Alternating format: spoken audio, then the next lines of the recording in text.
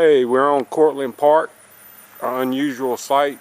Crane sitting on Cortland Park due to a storm that came through last night that blew down a bunch of trees, a bunch of power lines, destroyed people's houses, vehicles. So this is the tree. This is a landscaping business. He lost everything due to this huge oak tree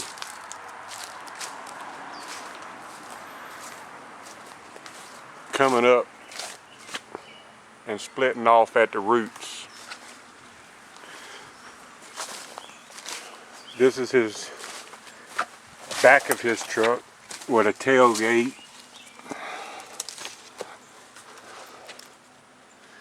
You can see his blowers. Basically the tailgate is destroyed, the back of the bed is destroyed. And it's due to a strong storm that come through last night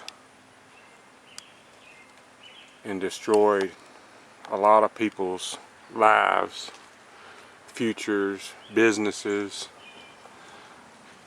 But luckily no one was killed or seriously injured as far as we know.